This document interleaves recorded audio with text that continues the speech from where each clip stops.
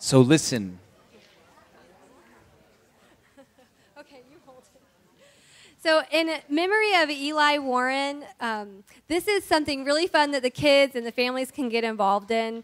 I don't know, has anyone ever found random rocks in Jacksonville? Yeah. Anyone? It's a thing. It's really fun. You find a rock, and usually on the back it has something written. So we have these rocks here, and some have already been returned painted.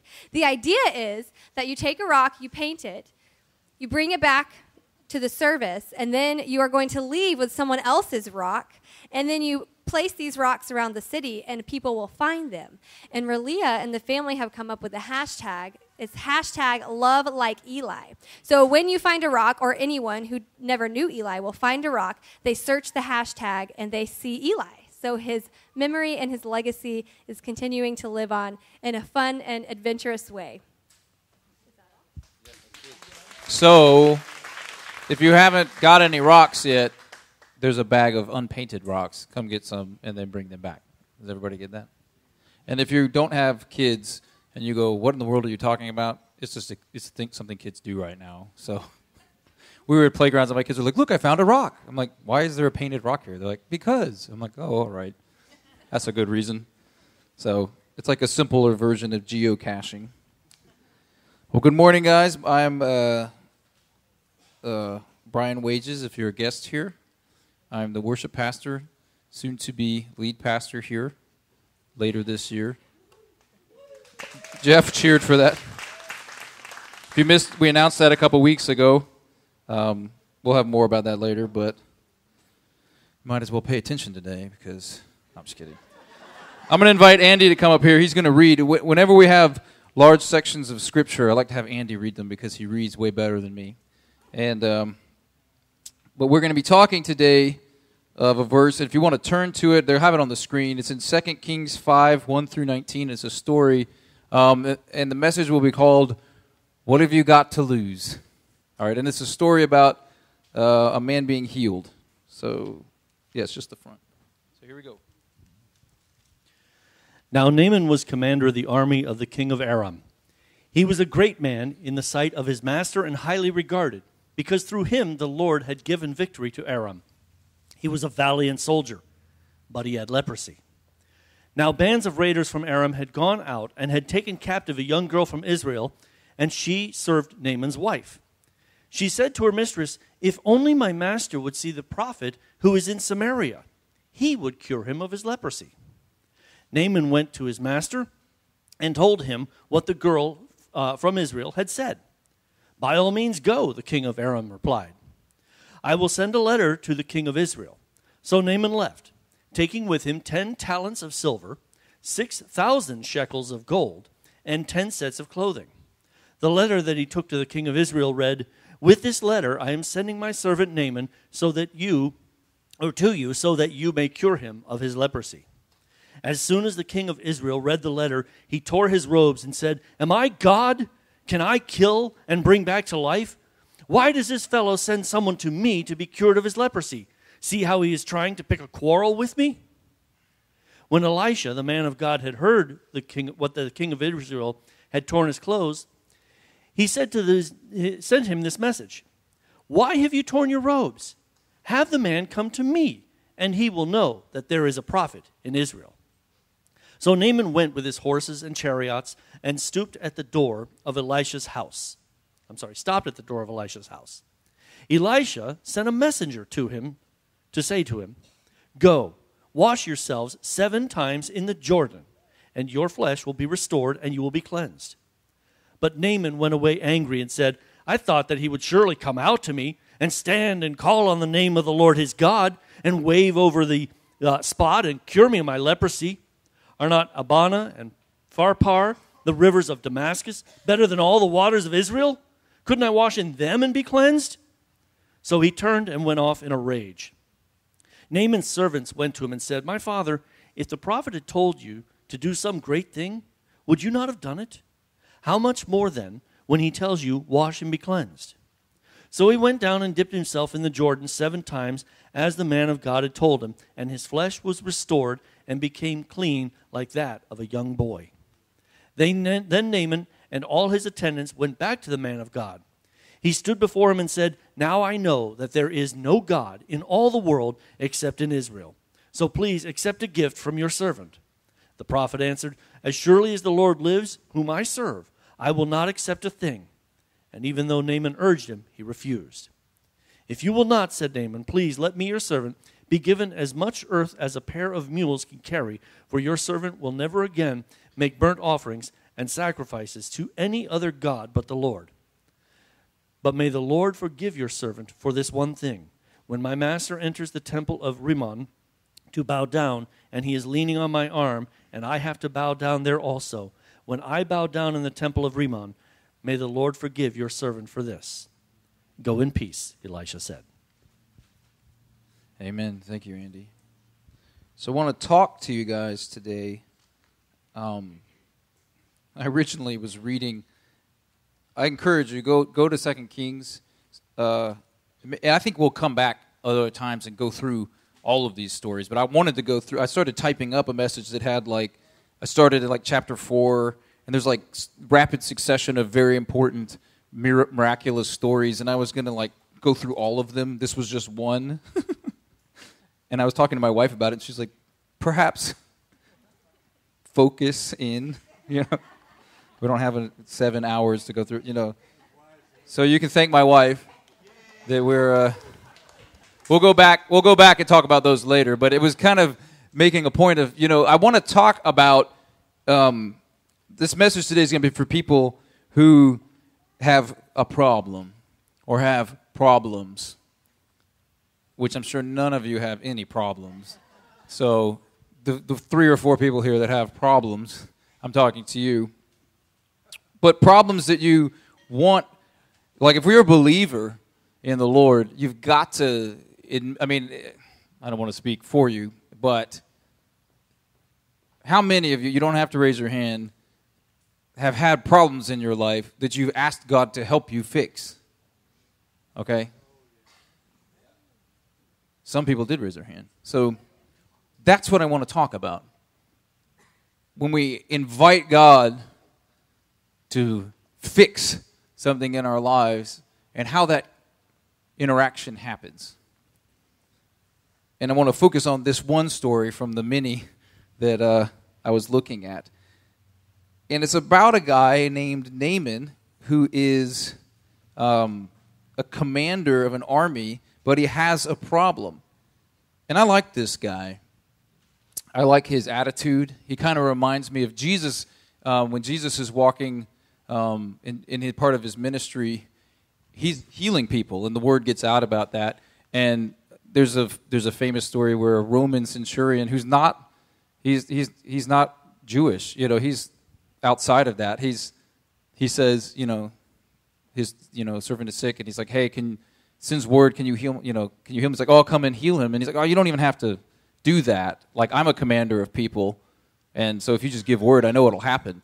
And Jesus is like, "Wow, this guy's faith is awesome," And this Naaman guy kind of reminds me of that guy. It might be because they're both, leaders in the military, but I think there's a certain kind of honesty and faith that these guys move in that reminds me of each other. And I like this guy. I like his attitude. I like what he does. And I just want to go through this story again and talk about some pieces of it. And maybe you can see ways that you might relate to some of these points when you've been talking with God about problems in your own life. But first, I'm going to pray. So, Father, bless this message, that it would come and touch our hearts and change our lives, Lord, and that we'd be more like you. And let only your light shine. In Jesus' name, amen. So, sometimes our problems can be completely debilitating. But oftentimes, I think many of us suffer with problems that are partially debilitating. And I see that in this guy, Naaman, that he's the commander of the army, but he has leprosy. So it's like he's not totally limited or totally debilitated by this problem, but it's there. It's partially debilitating. It's like, it's ever present. It's never going away. it affects everything in his life. Like back then, this kind of skin disease wasn't treatable, and it would like progress, get worse, and you would die, and other people could catch it from you. So people had to be careful. I'm sure they respected this guy. It doesn't really say all of, how that was handled. Oftentimes back then, if you were leprous, they would kind of send you away for fear of other people getting it. Well, this guy's in charge of an army, so they're not doing that, but I'm sure people are like, here's your food, sir. Wash your hands. You know what I mean? Like, I'm sure people are, like, everybody knows it. You see? He's got a problem that doesn't stop him from being who he is. It just messes it up, and everybody knows it. Everybody that looks at him is like, hey, so I was like, whoa, okay, it's nothing he can get away from. And so his situation is there wasn't the kind of medicine we have today. This wasn't a treatable thing. Some people would even view it as a curse, so there's like a weird spiritual element. But again, he's still successful at his job. It's just constantly this thing nagging at him. And I suspect that so many of us in our kind of culture live this life. On the surface, things are great. Maybe you're even like really good at what you do, and it doesn't have to be your job. Just people think, man, this person's really doing it. They're really going after God. They're really whatever. They're really highly successful. They have the best sales record, everything. But on the inside, and maybe not everybody knows it. It doesn't have to be a one-for-one relationship. Maybe everybody doesn't know it, but you have this nagging thing that only a miracle is going to help make better. Like I said, they didn't have the medicine we have now. This guy needs some sort of miracle. And I think what I like about this guy is he's kind of willing to do what's needed. All right? He's not stuck up, okay? You might think he is because of what happened, but I'll get to that. But the reason I say that is his wife has a servant that's a pretty lowly position. So he's commander of the armies, probably second only to the king himself, or he calls him his lord of Syria or Aram or whatever.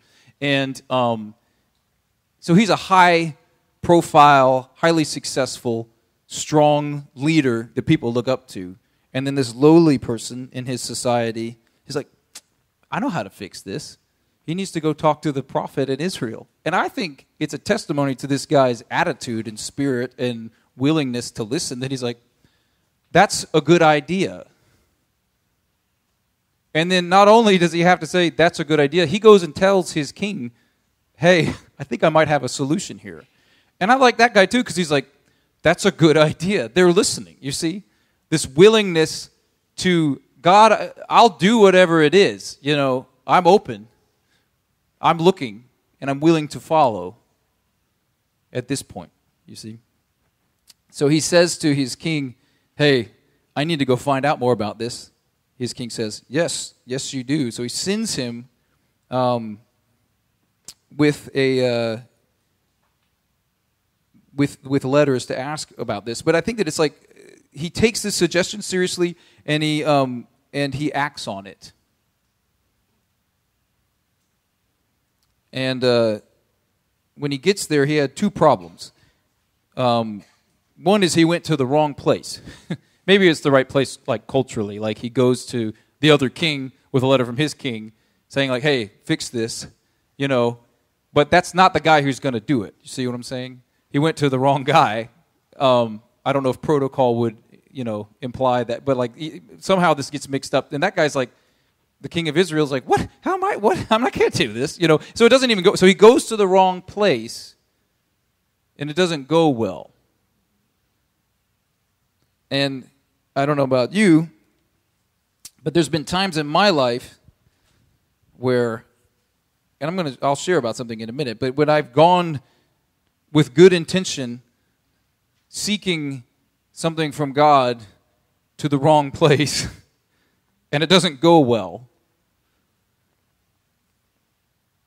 And but luckily for him, or a blessing to him or whatever, Elisha hears about the king's reaction, like, he's like, oh, come on. And I love this reaction because of the boldness of it. He's like, send him to me. He'll find out there's a prophet here, And he's like, I'm the guy he's looking for anyway. So Naaman comes to Elisha's house, and this is where it starts to get real. Because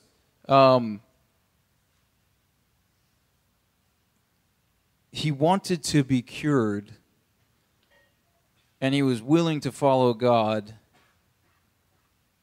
But when it came down to the moment of it, he wanted it done his way. And I suspect that many of us limit God in the exact same way in our own lives. That we're good all the way up to the end, and then when finally God's like, all right, here's what it is, we go, that's not what I wanted. And he says he leaves angry. But good thing he has friends. Or whatever. The people around him are like, hey, you did get to the guy you're looking for. This is the person you're looking for. And he told you something to do. And it's not hard. Perhaps, what do you have to lose? Maybe give it a shot. He does it. And he gets healed. And so, it required of him, you see a transformation that starts to happen. Because,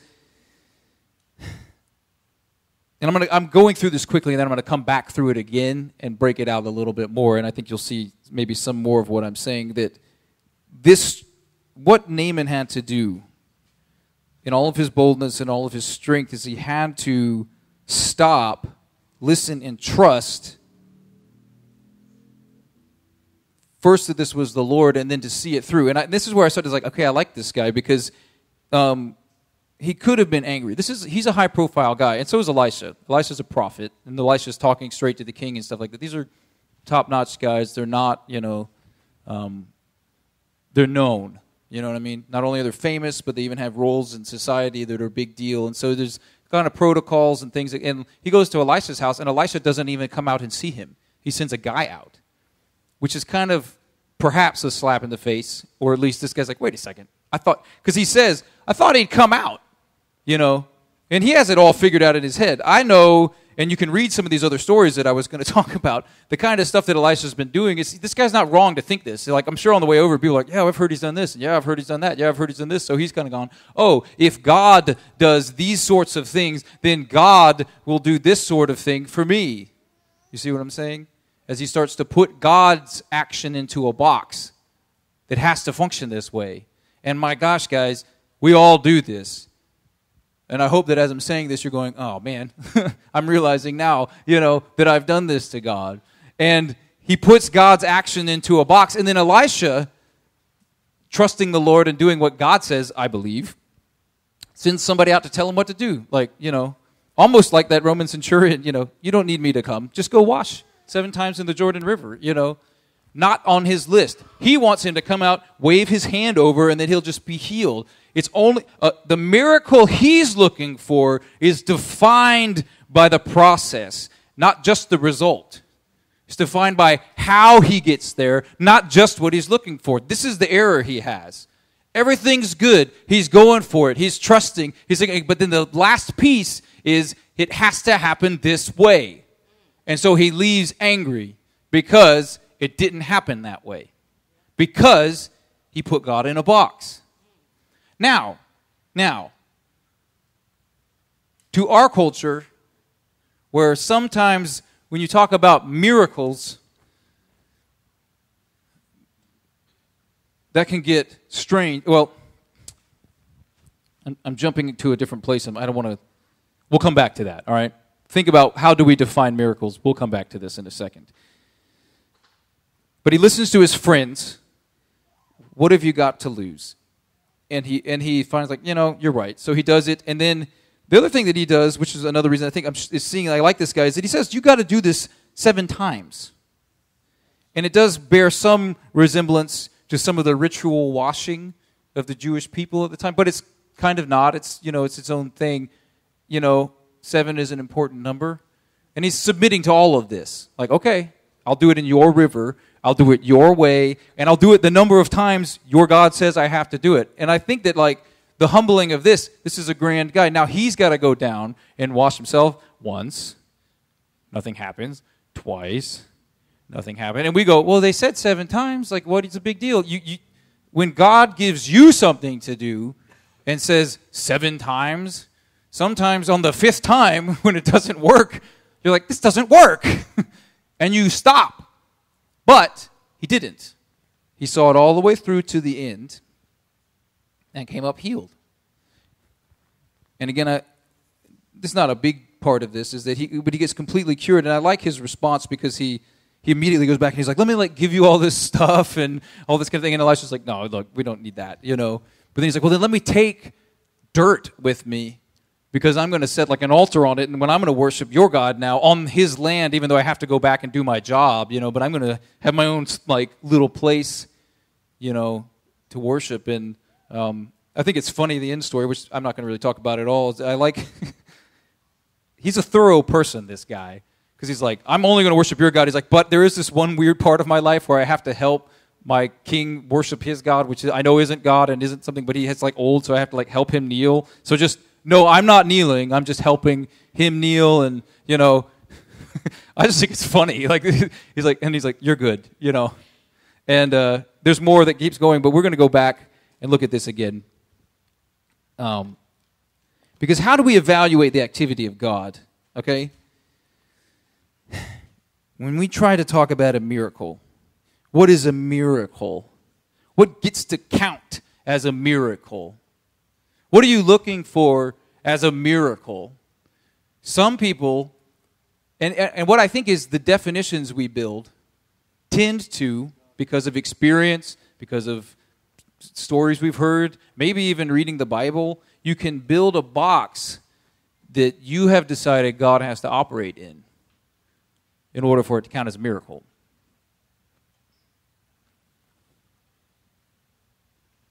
And I think this is a really important thing to realize, because I believe that God is active. I believe God's active in your life. I believe he's active in my life. And I believe that God doesn't even always get the credit for all that he's doing. I could go on and on. I think there's plenty of Bible verses to back up what I'm talking about. But I think that in order for us to become more Christ-like, when Jesus says he's doing what his Father is doing, saying what his Father is saying, our awareness of God's activity in our lives and in the lives of those around us needs to come up a lot. And our culture pushes it down. Every culture pushes it down. Our lifestyles push it down, our anxieties. There's all kinds of things that our lives are filled with that push us down or distract us from acknowledging and being aware of the activity of God in our lives.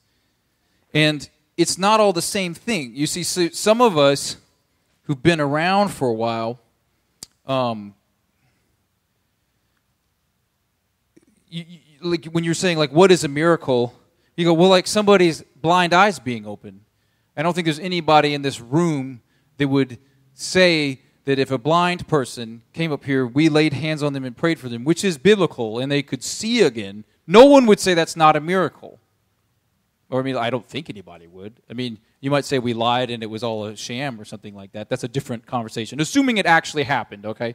You'd go, that's miraculous. But is that the extent of a miracle?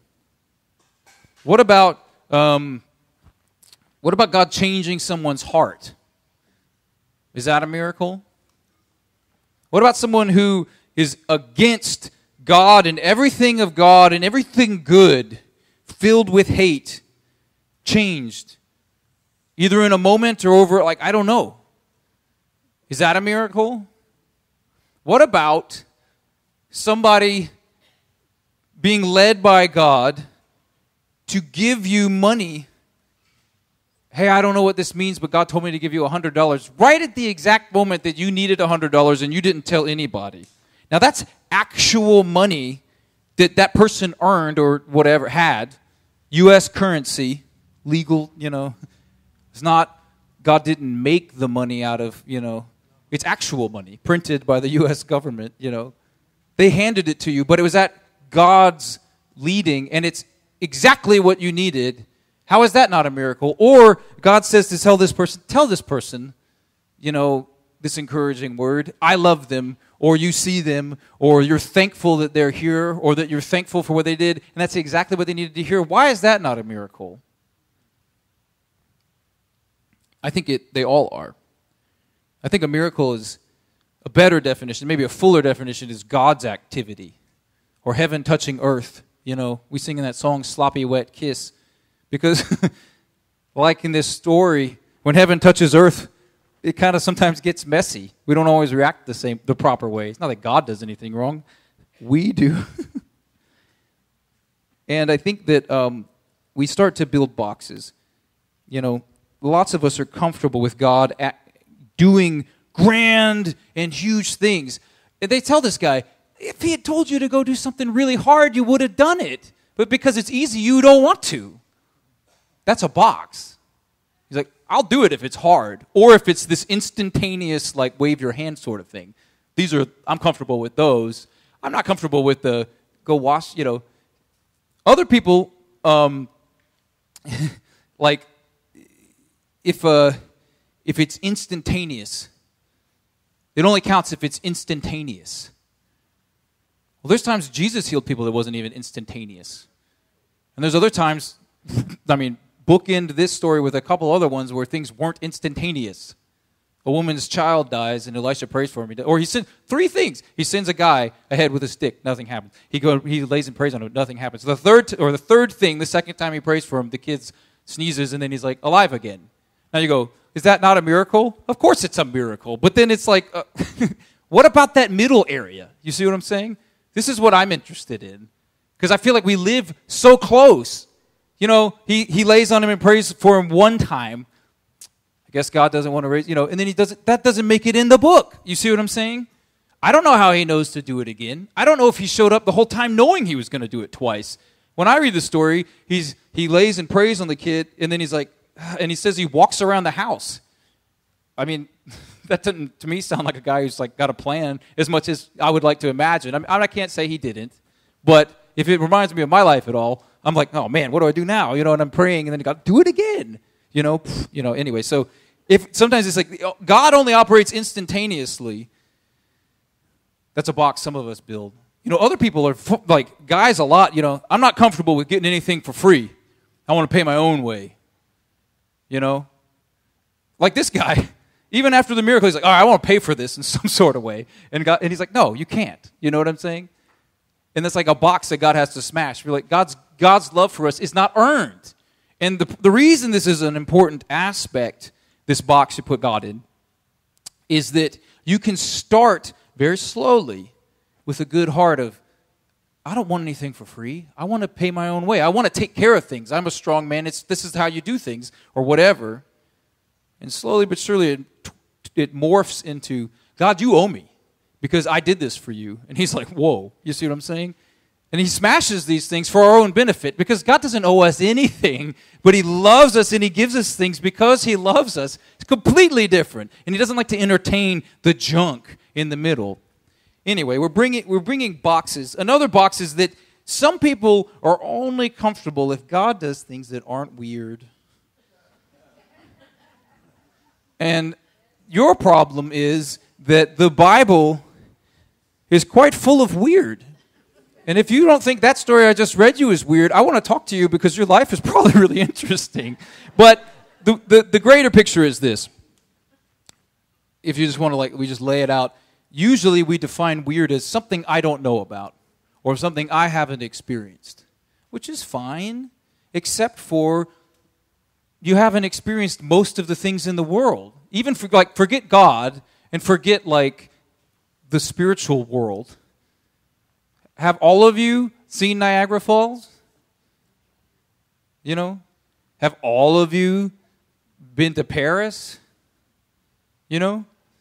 Now add back into it all of what God is doing in the world, and it's like, whoa, you know, this never ending. And so you really got to get out a little, is what I'm trying to say. If you're going to limit God to what you define as weird, you're going to limit God to it's like my definition of not weird is about this big, you know, which might not even be the same as yours. So now we're already into trouble. You know, me and Karen have a different definition of weird, you know. Some of the things I think are normal, she might go, that's crazy, you know. She doesn't know the family I came from. But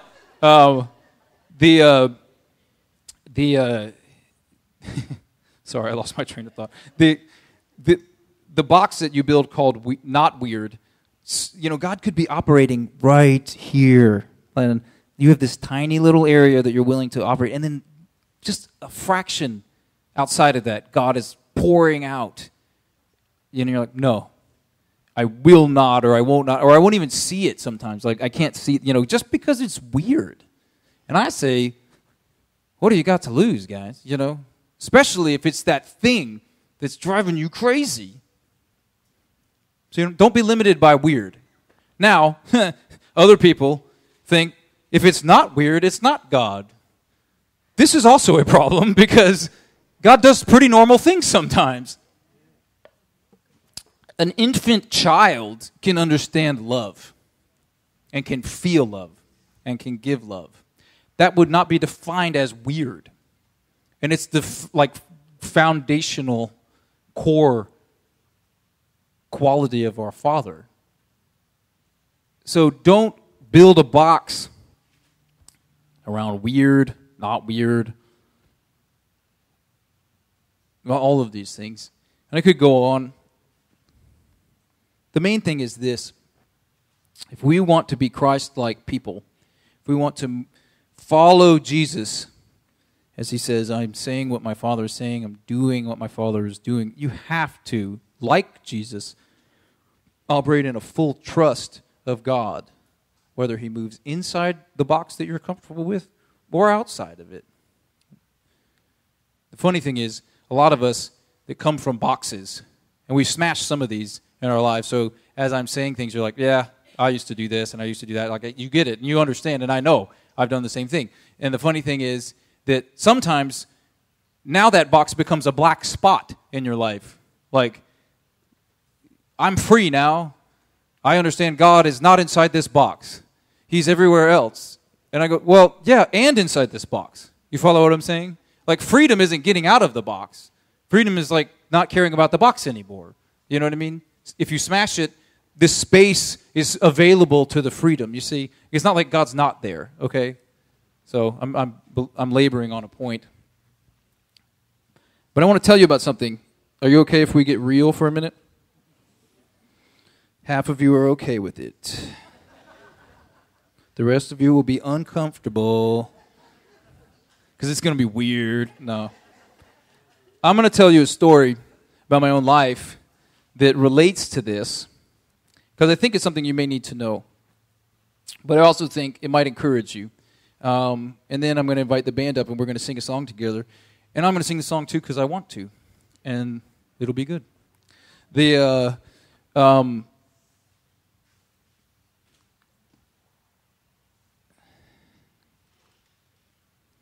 Father, bless these words as I share them, that they would be meaningful and helpful and life-giving to those that hear them. In Jesus' name, amen. I want to choose my words carefully just because I don't want to be distracting. I realized in the last year, I think, right about a year now, that I have OCD. And I didn't know this. I just thought I was artsy-fartsy and weird or like emotional or something. I don't know. I didn't have language for it. Okay? And it was not, and I was a lot like this guy in this story where I wasn't limited. I could function just fine. No one really knew about it except for like my wife and Jeff and Pastor Gary. Those people I was driving crazy, I think, because I was, and I had this thing in my brain, and it wouldn't, I just didn't know what it was. So I was, when you come to an issue like that, especially if you don't know what it is. So at this point, I just know something's off. I don't know what's going on, and I've known it my whole life, and I'm trying to deal with it, and I dealt with it sometimes in good ways and sometimes in other ways and all this kind of thing. But it was obviously becoming more of a problem, not less of one. But not limiting my life. I could still preach. And like I'm talking about like now. This isn't like 30 years ago. This is like last year. So you knew me then. Whatever. We're fine. But on the inside, there was this thing happening, and it was getting worse, and I didn't know exactly what to do about it. And so when you have an issue like that, you kind of have several different avenues you can work through. There's like a spiritual component maybe, which because of my profession, I was very comfortable with that. Okay, I was like, God will, Then there's like the physical, like what are you eating? What are you doing? How do you, there's chemicals in your brain and all that kind of stuff. And I'm like, okay, I'm reasonably okay with that, but I don't want to take any medicine.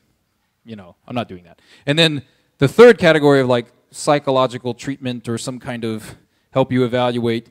And I was dabbling in that at Jeff's recommendation, but I was also like highly suspect of this because I'd had an experience as a child that it was, not traumatic, but it left me kind of going, I don't know about this either. So I had one box to work with, which was God will do this for me in a moment. So I was getting all these people to pray, and I was doing, and of course, and you should do that, okay? And so I was well-meaning. I was seeking solutions. I wasn't wanting to wallow in anything, but this was not going away, and it was becoming a problem for people around me, and whatever. So I was taking healing seriously, and I was seeking it, but I was going, and you have to hear this properly in context. Never going to God with your problem is the wrong place. Okay, so don't press this metaphor too far and come back and be like, you should always go to God. I know that. What I'm trying to say is God was trying to show me something, and we'll get to that. So me only going, there's at least 3 options. There may be 5 or 10, I don't know, but I could see at least 3 options of treatment here that I had at my disposal, and I was only comfortable with one. So that thing I just did is me going to the wrong place, okay? So I went to, there's all this prayer and all this healing, and things were good, and they weren't, and they were good, and they weren't. Anyway, so I went to the wrong place. But really what I was doing wasn't really the wrong place. I was just wanting to be cured my own way. The only way that I wanted to be cured was someone to just like in this story, I want this person to wave their hand over me, and then I'm better. Because isn't that great? And that's how God does things, right? And then I'll stand up on this stage and tell this story of, listen to how God healed me, and isn't God awesome for all the miracles that he works in my life, or whatever, in your life, and this thing, and it would be great. God will get all the credit. This is awesome. It proves, whatever. It's just this great thing. That did not happen. And I'm telling you right now that this was the Lord's hand in my life. And it took me a while to see it. Because I was mad. Because what happened was, just like the guy in the story, the moment I was like, I'm doing the right things and nothing's working, so I'm getting mad at God. Because I go, you could do this, but you won't. Not can't, won't. So I was mad. And I was mad at God, and I was mad at people. I was, and again, I kept this to myself or to Jeff and Carrie and Gary, limited. And what happened was, and a little bit out of order, I was getting desperate, and I was kind of looking at these other 2 options that I had before me, like, well, maybe I should definitely be getting in shape or something, at least, physically. That would help. And it did, but it, I wasn't fully giving into it. And then, like I said, at Jeff's recommendation, I kind of was talking to a few people, but not really.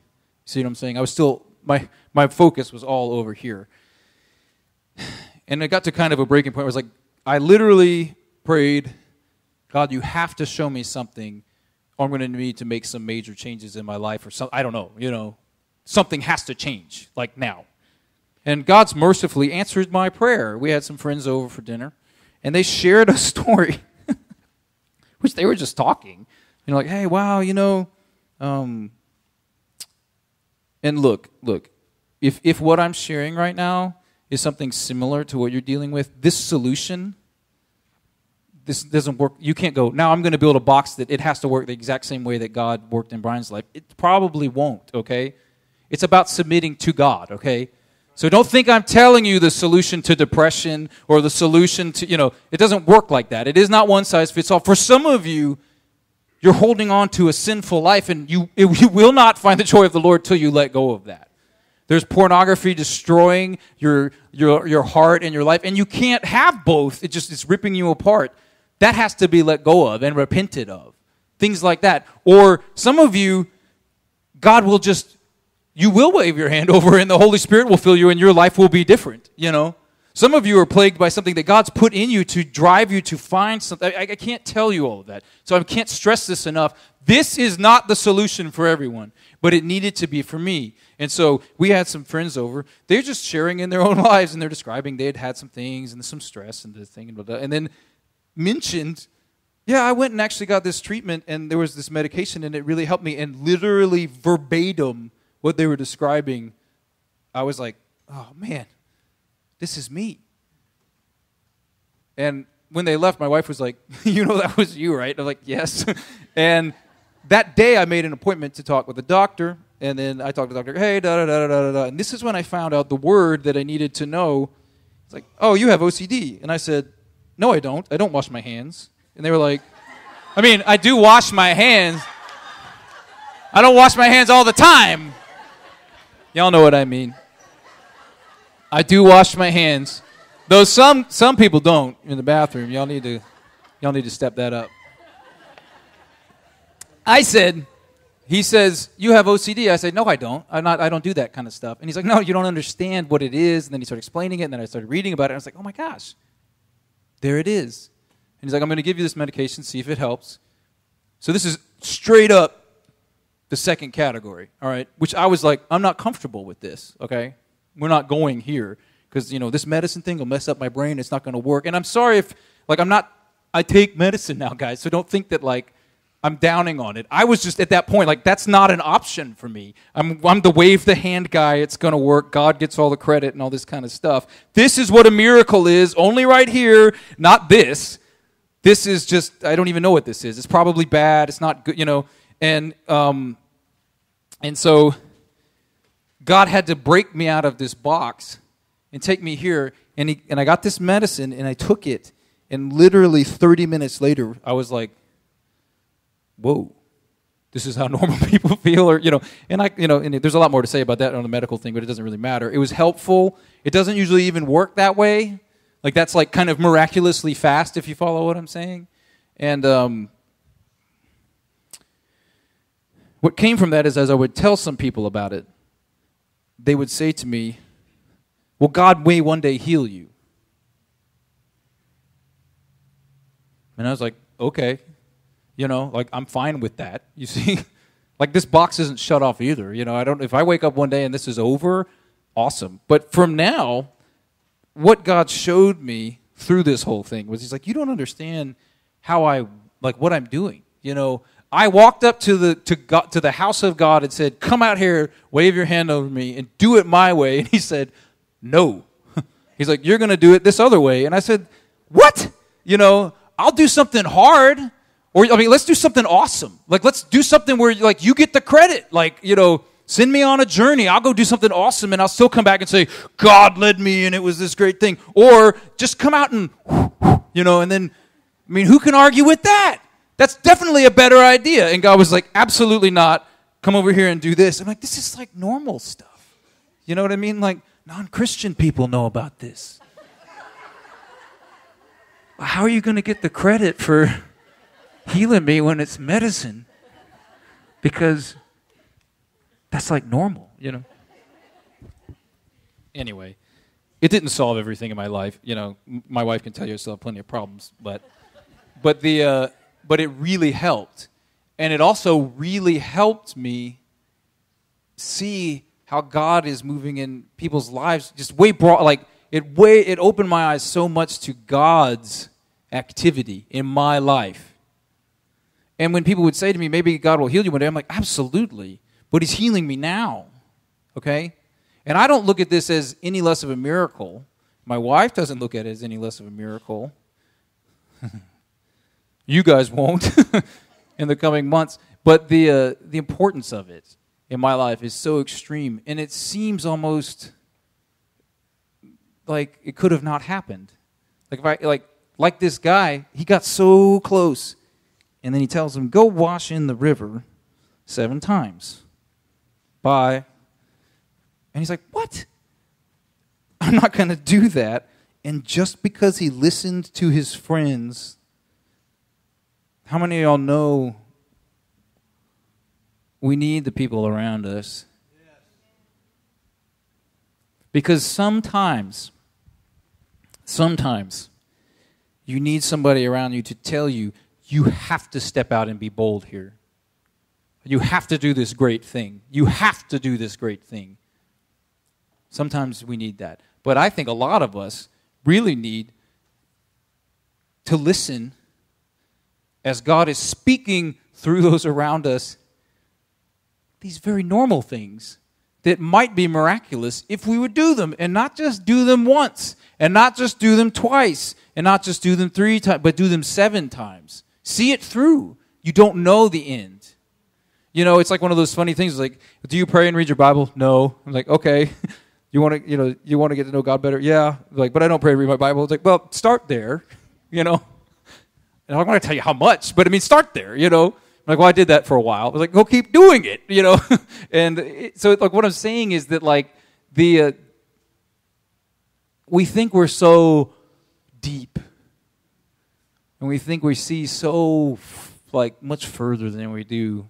Meanwhile, God is freely moving, and He's pouring out all in our lives, and it's going to come through some of the most amazing, unforeseen, God-only sources that are instantaneous and miraculous, and those are awesome.